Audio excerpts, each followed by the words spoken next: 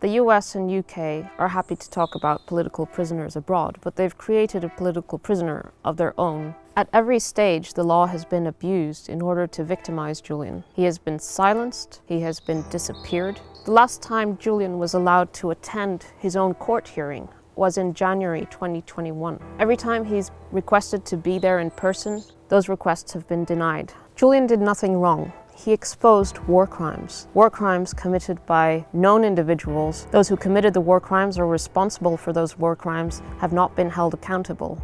Julian is in prison because WikiLeaks is a publisher that specializes in the secrets that states keep the most hidden. Julian revealed war crimes by the US government, the world's superpower, in Iraq and Afghanistan, and the fact that it had normalized, institutionalized torture.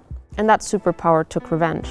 The position of the UK right now is that it will extradite a publisher to the country that conspired to murder him. How can the UK government even contemplate the extradition of the man who the US was trying to assassinate? This assassination plot was as revenge for what WikiLeaks had published. The story has over 30 US intelligence officials, including very senior and named, going on record and saying that the US government was actively plotting to assassinate Julian inside the UK. This is incredible. This is a country plotting to assassinate a journalist because of what he has published. This is precisely what the UK government criticizes in other states. Conspiring to murder a journalist is wrong. It's wrong if Russia does it, and it's wrong if the United States does it too. But there's a lot of this story that we still don't know. How much did the UK government know? How far was the UK government willing to go along with the US government's plans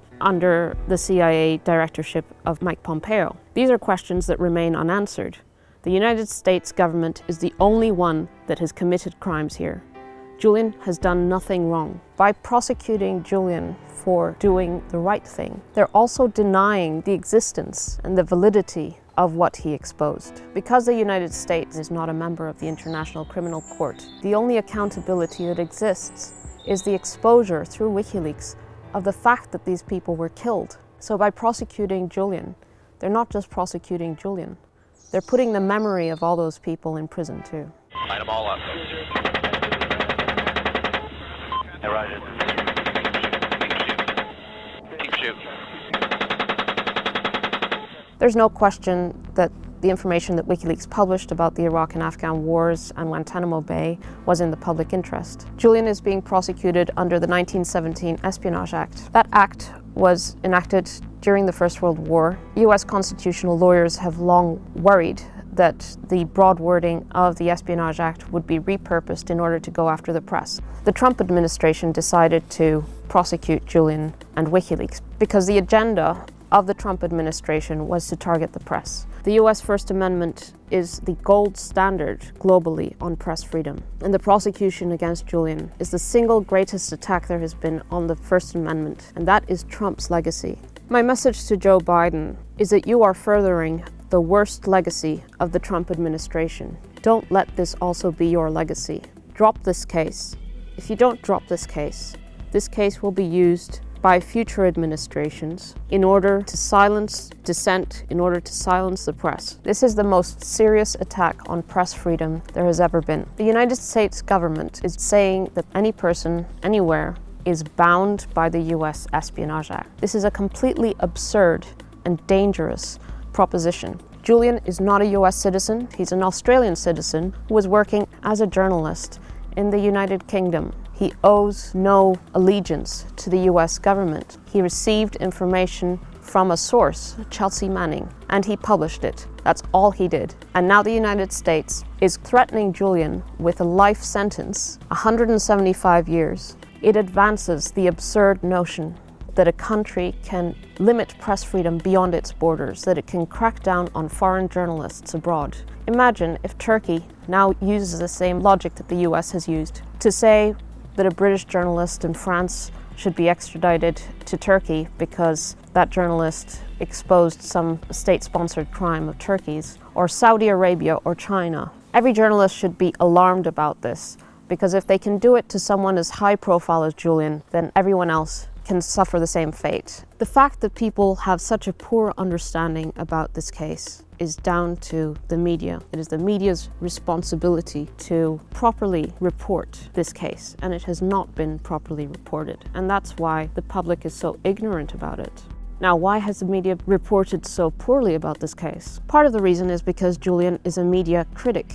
He's not just a publisher, but he has been very critical of the way that the media has reported, for example, WikiLeaks publications. WikiLeaks also poses a challenge to the legacy media because the WikiLeaks model is what Julian calls scientific journalism, to publish original source documents alongside the analysis in order to allow the reader to draw their own conclusions, to access the same information that the journalists did in order to assess the material themselves. And that's why WikiLeaks is such an important resource for academics and historians, not just journalists.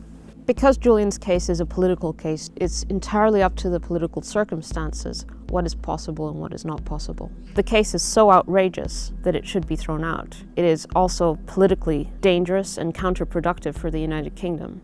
By prosecuting Julian, they lose their ability to claim the moral high ground. The fact the UK is now calling out war crimes in relation to the Ukraine, it follows that the UK should not extradite a publisher who put evidence of war crimes into the public domain. Since the 11th of April 2019, Julian has been inside Belmarsh High Security Prison, which is the harshest prison in the UK, known as Britain's Guantanamo Bay. He's been inside Belmarsh Prison day after day, week after week, month after month, year after year, in a small prison cell on his own for most of the day. His interactions are with prisoners, some of which are dangerous. He is suffering greatly. He suffered a mini stroke in October, and obviously that's a sign that his health is in serious decline. It's also a difficult struggle for him mentally. Julian suffers from clinical depression. He has all his adult life.